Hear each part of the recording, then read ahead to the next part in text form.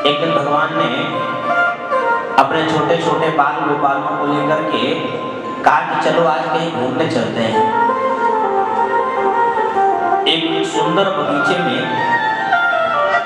ले गए हैं, वहां वृक्ष की छांव पर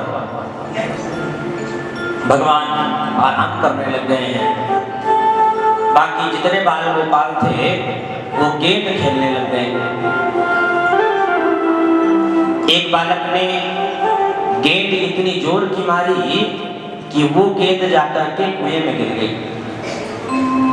अब जब कुएं में गिर गई तो उन बालकों ने कुएं में झांका। जब कुएं में झांका तो उसमें एक गिरगिट दिखाई पड़ा, बहुत बड़ा गिरगिट। बच्चे डर गए और भगवान के पास आकर के बोले, प्रभु ऐसा गिरगिट हमने पहले कभी नहीं देखा, आप चल करके देखिए।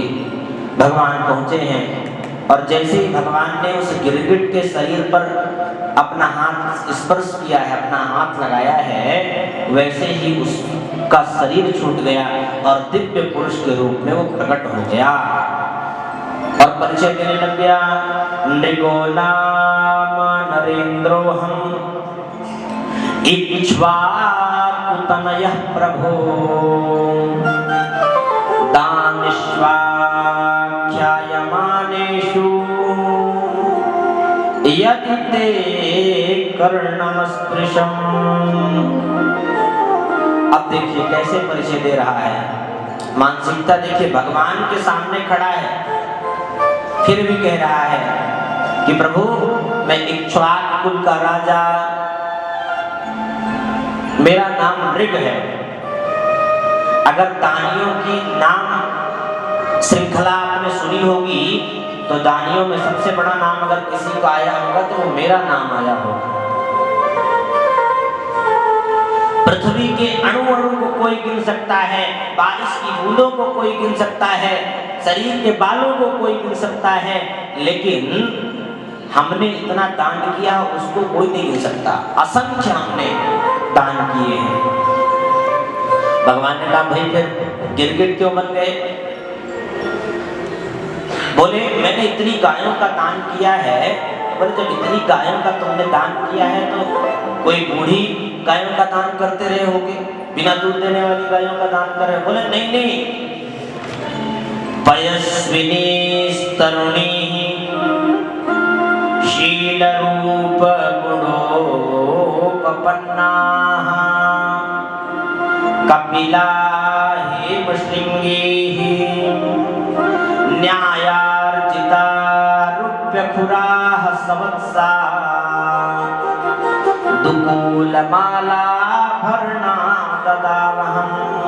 बोले एक से एक पयस्विनी दूध देने वाली गाय हमने, कैसी गाय? बोले कपिला गाय हमने दान की, जिनका सींग सोने से मड़ा है, पैर के जो खुर हैं चांदियों से मड़ा करके हमने दिया।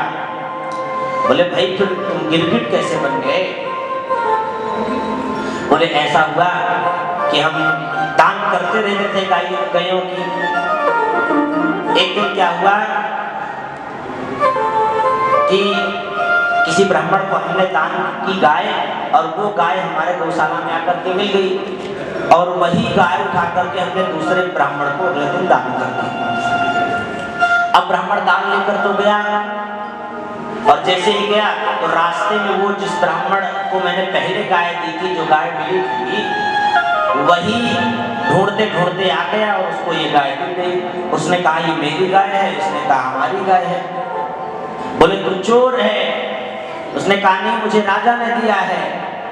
तो राजा के पास आए। अब राजा दोनों का हल नहीं निकाल पाया और दोनों ब्राह्मण गाय छोड़ करके चले गए। अब जब गाय छोड़ करके चले गए तो क्या हुआ कि हमारी मृत्यु हुई। यमराज ने पूछा भाई पहले सुख का फल भोगोगे या दुख का? दुख का बहुत छोटा है तो बताओ। तो बोले जब दुख छोटा है तो पहले वही उसी का फल भोग लें। तो तुरंत हम आकर के इस कुएं में गिर गए और गिरगिट बन गए। बोले भाई ब्राह्मण का धन बड़ा खतरनाक होता है, तो विष से भी ज्यादा इसमें समस्या होती है। भगवान अपने बाल गोपालों से कह रहे हैं, सुनो, ब्राह्मण के धन को ले जाने वाला उसका सारा कुटुंब नष्ट हो जाता है। ना हम हलाहलम मन्ने विषम यस्य प्रतिक्रिया ब्रह्मस्वं हि विषम प्रोक्तम नास्य प्रति विदर्भुवे।